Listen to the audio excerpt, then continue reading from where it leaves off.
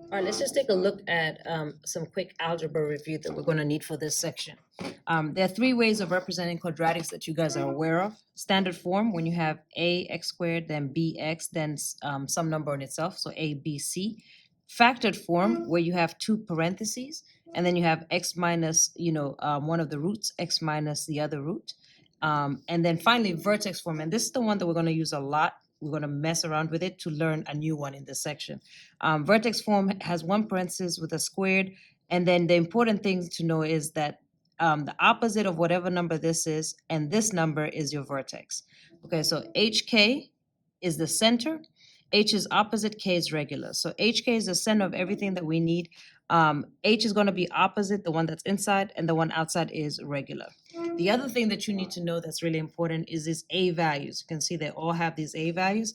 If the value of A, right here, if the value of A is positive, the parabola opens up. And how I like to think of that is positive people are happy. So the parabola opens up. If the value of A is negative, negative people are unhappy. So the parabola opens down. So just a quick reference of, something you've already seen in the past. You've seen this all the way from middle school, but you do need it now. You need to know how to graph horizontal and vertical lines. All right, so graphing horizontal is always parallel to the x-axis. When you have y, it's actually parallel to the x-axis. And when you have x, it's parallel to the y-axis. So I'm going to do one and then you do the other. All right, so you have the graph is y is equal to 2. What that means is no matter what x is, y is always 2. So you go to the y, so here's the y, and you go to 2. No matter what value you pick for x, if I pick x is 3, y is going to be 2. If I pick x is negative 5, y is going to be 2. And you can see that's going to make a horizontal line. So horizontal lines are always parallel to the x-axis. Okay, so horizontal lines are always parallel to the x-axis, and you are going to have y equals something. Now you go ahead and repeat that same process for x equals negative 2 and graph that. All right.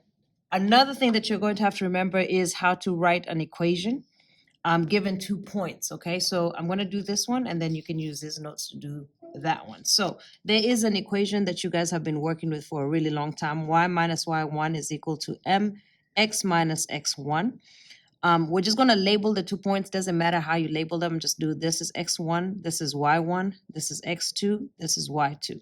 And you're just going to follow these steps right here.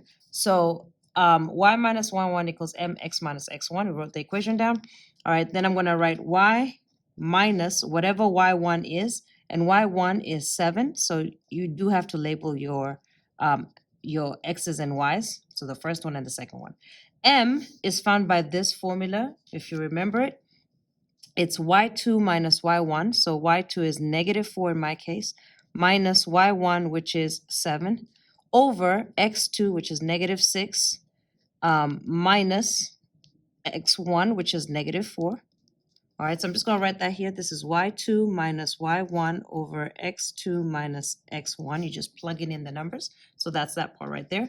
Then you have a parentheses. Then you have x minus x1, which is negative 4. All right, and be very careful with the symbols. All right, so this is your slope, and this is how your slope formula looks like. Then you're just going to simplify that and solve it for y. So right here I have y minus 7 is equal to negative 4 minus 7 is negative 11 over negative 6 plus 4, because that's a positive. Negative 6 plus 4 is negative 2. Here I have x plus 4. All right. Okay, so I've plugged everything in. I just need to get it into y equals mx plus b. So to do that, I'm going to do a couple of things right here. So I'm going to get y equals, I'm going to move the plus 7 to the end here, right? Add 7 to both sides. So it's at the end. Here it's going to simplify to just 11 over 2. And now I'm going to distribute that in. So this is 11 over 2x.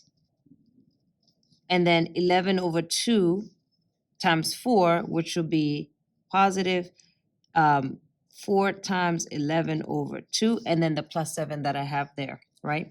So I'm going to have y is equal to 11 over 2, and you can just do this in a calculator. I'm just doing it by hand.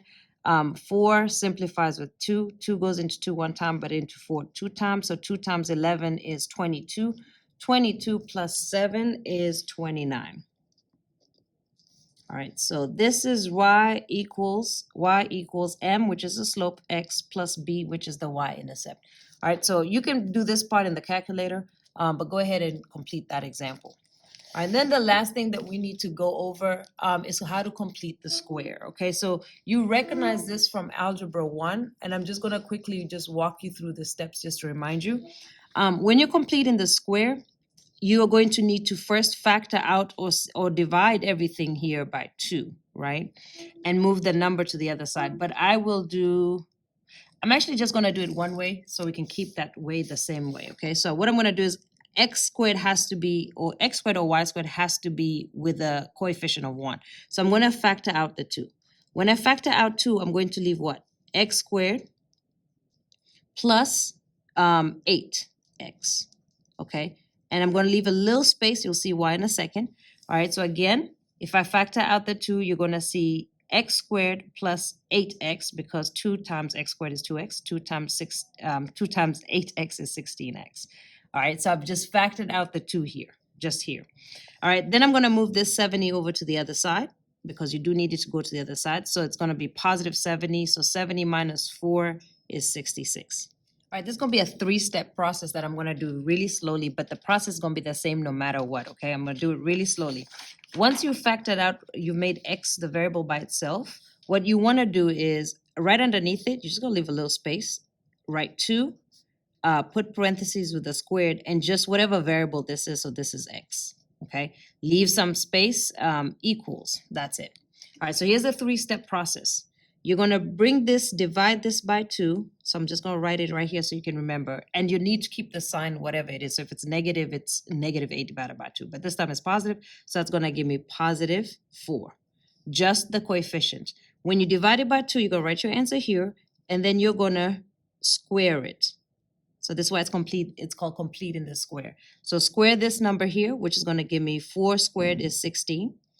All right, then your final 3rd step is going to be to multiply these 2 right here and add it to the other side. So 2 times 16 is 32.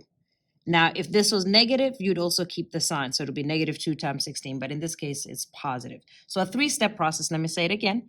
You take half, square it, and multiply by whatever you factored and add it on the other side. 3 steps. All right, once you've done that, let's go ahead. So this is what your answer is there, and we're just going to combine 66 plus 32 is 98. And we can go further and, solve this, but that's the only step process that I need. We're just going to repeat those 3 steps again and again. So let's take a look at another example. So 3-step process that we're going to do. All right, now you're going to have 2 variables, 2 different squares, right? So you're going to do it for each of them. And so I'm going to start off with the x squared. So again, I'm going to factor it out. So negative 4 goes outside. X squared is here. And every time I use something, I'm going to underline it to know that I've used it, because I need to use all of them. X squared is there. Find the other x, because you see these were just x squared and x, right? Find the other x, which is this. I'm going to factor out negative 4. If I factor out negative 4, it's going to leave negative 10x. And how do I know that? Because negative 4 times x squared is negative 4x. Negative 4 times negative 10 is positive 40. Okay, leave a space. You're going to do the same thing for the y. So I've done that for x, and we're going to repeat that for y. So here, I don't have to factor anything. The coefficient's already 1. So I can just say plus parentheses, y squared, and then find the other y value, which is 12y. Leave a space, equals, and remember, I've used everything here, but if there was a number here, you would take it over to the other side, right? In this case, they've already done that for you, so this is equal to 80. So that's your first step. Your first step is to factor and leave a space. Factor and leave a space. Once you've factored and left a space, you're going to leave a space here, and underneath it, you're going to rewrite this only with the x without the squared, leave a space, squared, right? Write whatever this is, plus, there's nothing there. Just the y without the squared, leave a space, squared, and then equals. Okay, so there's a lot of spaces because now we're going to do the 3-step process. And what is the 3-step process? Divide by 2, square it, multiply it, and do it to the other side. Okay, so let's do that. All right, so the first one is you do this, divide by 2. So negative 10 divided by 2 is negative 5. Square it. So negative 5 squared, negative 5 times 5 is positive 25. And the third step, multiply these two and apply it to the other side. Negative 4 times 25 is negative 100. Apply it to the other side. Three-step process. And you're going to do that for both x and for y. So let's repeat that again. So again, three-step process, divide by 2. So 12 divided by 2 is 6, positive. Square it, 6 squared is 36. And since there's an invisible 1 here, it's just the plus 36. Okay, that's it. That's what I need you to remember from your algebra days. All right, let's go ahead and combine all of this. So you got 80 plus 36 is 116. So this is just going to be 16. Okay, this is the big idea. We're going to go a step further from this when we get there, because I need it to look a certain way. But for right now, this is what I need you to do. I need you to complete the square. So it's divide by 2 and then square. Then multiply and apply to the other side. Divide by 2, square, multiply, and apply to the other side. I'm going to do one more, and then you can try the last one, okay? So again, you're going to separate the variables, x's and y's. So we're going to separate. Doesn't matter which one you write first. All right, so I'll do 3, and I always underline to make sure I used everything, right? So I'm going to factor it out. So 3x squared. Find the other x, which is here. If I take out 3, what's left? Positive 4.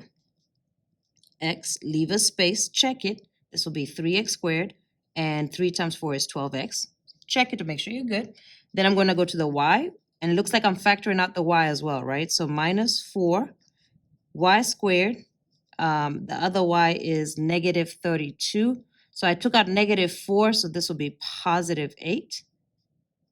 Leave a space. All right, let's check it. Negative 4y, and then negative 4 times 8 is negative 32y. Okay, so I'm good. And then take the number to the other side, so that's going to be 100 on the other side. All right, now I've set it up for my three-step process. Oh, there's one more thing. We do need to leave a space here, then write the answer. So 3, then you're going to have x, leave a space, squared, minus 4, y, leave a space, squared, equals. Okay. Now we're set up for my three-step process. My three-step process is divide by 2, so that's plus 2. Square it, 2 times 2 squared, 2 times 2 is 4. That's positive 4. All right, then multiply it. 3 times 4 is 12. Apply to the other side. So this is plus 12. All right, we're going to repeat the process here. Take half. So this is going to be plus 4, right? Plus 4. Square it. So 4 squared, 4 times 4 is 16. Multiply it. All right, so negative 4 times 16, 32, 64. Negative 64, and apply to the other side. So my three-step process, divide by 2, square. Divide by 2, square. Okay, each time. And then let's combine these numbers. So I have 112 minus 64 is going to be 48. And that's where we're going to stop. I just need you to be able to complete the square so that when you get to the actual conics, you'll be able to do the step further than this. All right, go ahead and give that a shot and let me check it. Let's practice.